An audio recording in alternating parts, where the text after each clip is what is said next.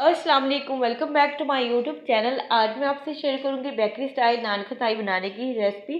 और हम इसे बनाएंगे विदाउट ओवन के और बहुत ही खस्ता बनके तैयार होती है। बहुत कम चीज़ों के साथ इसे तैयार करेंगे, तो वीडियो का आपने एंड तक लाजमी देखना है और कोई भी क्लिप आपने इसका मिक्स नहीं करना। तो चले बनाना स्टार्ट करते हैं। सबसे पहले यहाँ पर एक बाउल में मैंने तकरीबन 3 टेबल स्पून भर के यहाँ पर मैंने घी के लिए, बिल्कुल भी ये मेल्टेड नहीं है ना ही फ्रिज का रखा हुआ है, नॉर्मल जो आपके पास रखा होता है घी, तो वही घी आपने लेना है। और साथ ही इसमें मैंने तकरीबन 2 से 3 ड्रॉप्स ऐड किए हैं वनीला एसेंस के, ताकि इसमें एक अच्छी सी खुशबू आ जाए। जब बिस्किट बेक होते हैं तो बहुत ही ज़बरदस्त सी खुशबू आती है। अगर आप वनीला एसेंस नहीं ऐड करना चाहते तो इसकी जगह आप छोटी इलायची का पाउडर भी इसमें ऐड कर सकते हैं। साथ ही इसमें तकरीबन 3 से 4 टेबल स्पून मैंने भर के यहाँ पर पिसी हुई चीनी के ऐड किए हैं। कम या ज़्यादा आप अपनी टेस्ट के मुताबिक इसमें ऐड कर सकते हैं। और विस्क की मदद से आपने इसको इतना मिक्स करना है कि एक क्रीमी सी इसकी लुक आ जाए। और आप स्पून की मदद से भी इसे मिक्स कर सकते हैं। इसमें किसी भी किस्म के बीटर की ज़रूरत नहीं है। तो इसे 4 से 5 मिनट के लिए आपने मुसलसल इस तरह से मिक्स करना है। इससे ये कि इसका अभी कलर चेंज होगा, बिल्कुल वाइट इसकी जो लुक है वो आ जाएगी इसमें।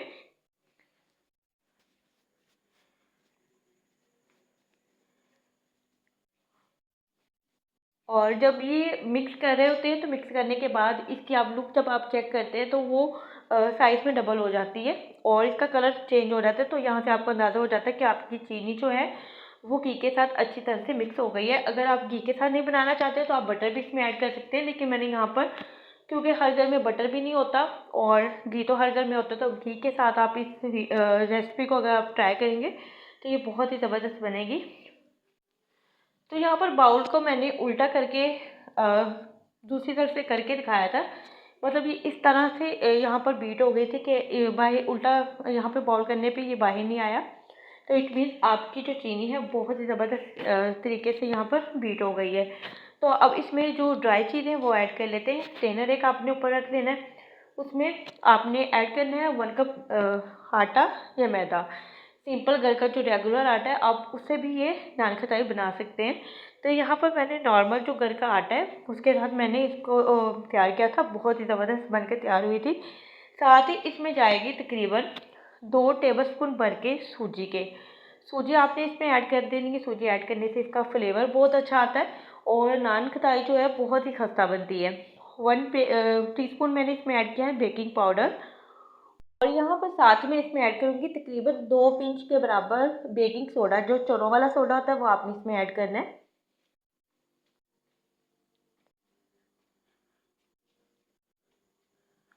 और इन तमाम चीज़ों को आपने अच्छी तरह से छान लेना है, क्योंकि आजकल जैसा कि आपको पता है कि बरसात का मौसम भी है, तो इन तमाम चीज़ों के अंदर कीड़ा भी पड़ जाता है। जैसे मैदा है या आटा वगैरह, तो इसमें सुसरी वगैरह ये इस तरह की चीज़ें होती हैं। तो बेहतर है कि हर चीज़ को छान कर यूज़ करें।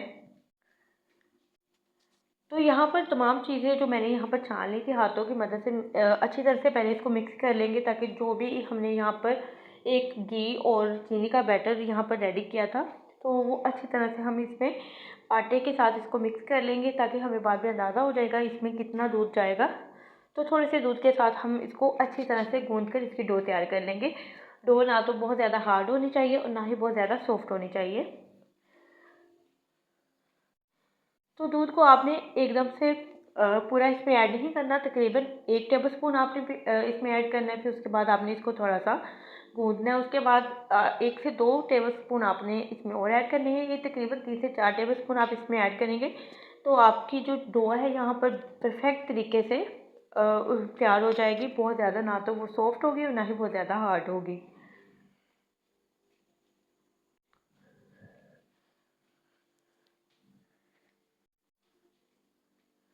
तो ये जो बिस्किट हैं हम विदाउट ओवन बना रहे हैं, तो आपने पहले से पतीले को या पतीले को प्रीहीट करने के लिए रख देना तकरीबन 10 से 15 मिनट के लिए।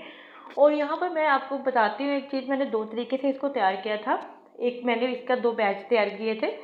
जो पहला बैच था वो मैंने थोड़ा सा बिल्कुल लो फ्लेम से थोड़ी सी तेज़ फ्लेम पर मैंने इसको बेक किया था। लेकिन जो दूसरा मैंने यहाँ पर इसका बैच तैयार किया था वो बिल्कुल लो फ्लेम पे किया था। तो जो लो फ्लेम वाला बिस्किट थे वो ज़्यादा ज़बरदस्त किस्म के बने थे, लेकिन दोनों के टेस्ट में कोई ख़ास फ़र्क नहीं था। कहने का मतलब ये है कि बिल्कुल लो फ्लेम पर आप इसको बेक करेंगे तो आपके जो बिस्किट हैं बहुत ज़्यादा एक तो टेस्टी भी बनेंगे और खाने में बिस्किट बहुत ज़्यादा खस्ता बन के तैयार होंगे। तो जो भी आपने ट्रे लेनी है जिसमें आपने बेक करना है, पहले से आपने उसको ग्रीस करके रख देना है किसी भी पेपर के साथ, बटर पेपर के साथ, या कोई भी अगर आपके पास कॉपी का वर्क है तो वो आप वो भी लगा सकते हैं, वो कोई बड़ा इशू नहीं है। तो यहाँ पर डो जो है हमारी तैयार हो गई है। तकरीबन इसको तैयार करते हुए 4 से 5 मिनट मुझे लगे थे और बस तैयार करने के बाद आपने इसे थोड़ा सा रेस्ट देना है, तकरीबन 3 से 4 मिनट भी काफ़ी होते हैं।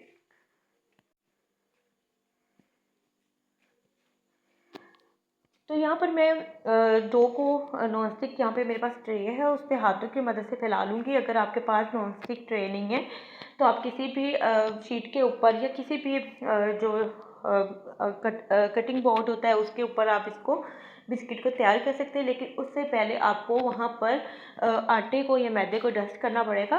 उसके ऊपर आप शीट बिछा लें और उसके बाद किसी भी कटर के साथ जो भी शेप के आपको बिस्किट बनाने हैं उस शेप का आप बिस्किट तैयार कर सकते हैं। तो यहाँ पर बिस्किट को बहुत ज़्यादा आपने पतला नहीं रखना, क्योंकि कुकीज़ जो होती हैं, नान खटाई जो होती हैं, या बादाम वाले बिस्किट, थोड़े अगर बेकरी स्टाइल में आप बना रहे हैं तो वो थोड़े देखने में मोटे होते हैं। तो वो जो बेक होते हैं तो उसकी जो एक तो लुक बिल्कुल बेकरी स्टाइल लगती है और वो खाने में भी बहुत ज़बरदस्त लगते हैं। तो यहाँ पर मेरे पास बिल्कुल एक छोटा सा गुलदान था, मेरे पास इस शेप का कटर नहीं था, तो मुझे इस शेप के बिस्किट बनाने थे। तो मैंने यहाँ पर बिल्कुल उसे कटर के तौर पर यूज़ किया, लेकिन पहले आपने इसको अच्छी तरह से वॉश कर लेना है।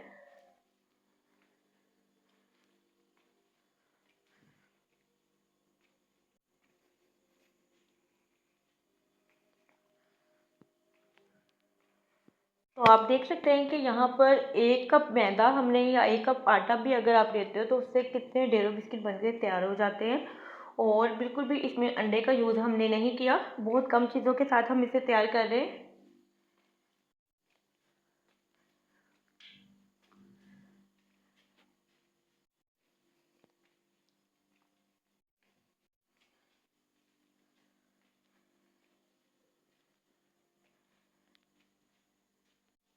तो हाथों की मदद से आपने थोड़ी-सी इसकी शेप को सही कर लेना है, क्योंकि नाइफ़ की मदद से उठाते हुए थोड़ी-सी इसकी साइड जो है वो ख़राब हो जाती है। तो यहाँ पर इसी तरह मैंने तमाम बिस्किट को तैयार कर लिया था और अंडे की जर्दी यहाँ पर मैंने ली है ताकि बिस्किट के ऊपर यहाँ पर लगाई जाए। इससे कलर बहुत ज़्यादा अच्छा आता है और टेस्ट भी बहुत अच्छा आता है।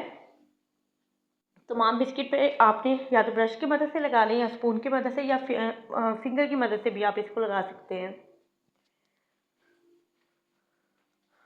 और इन बिस्किट को मज़ीद खूबसूरत और टेस्ट इसका अच्छा करने के लिए मैंने यहाँ पर कटे हुए बादाम इसमें ऐड किए हैं। अगर आपके पास बादाम नहीं है आप तिल भी लगा सकते हैं, अगर तिल भी नहीं है तो आप सिंपल भी इसे बेक कर सकते हैं या कोई भी ड्राई फ्रूट आप इस पर लगा सकते हैं।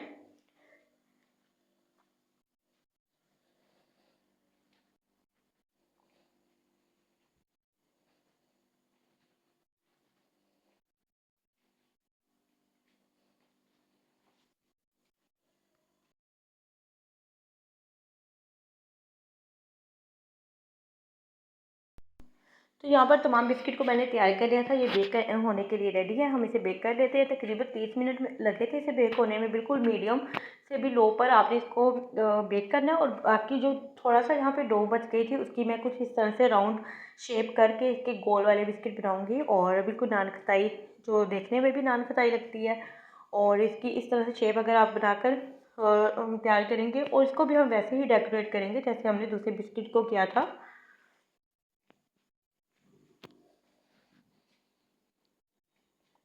तो यहाँ पर मैं दूसरे बिस्किट बना रही हूँ, तब तक हमारे जो बिस्किट बेक हो रहे हैं उसे हम थोड़ा सा खस्ता होने के लिए 30 से 35 मिनट देंगे और बिल्कुल लो फ्लेम पर आपने उसको बेक करना है।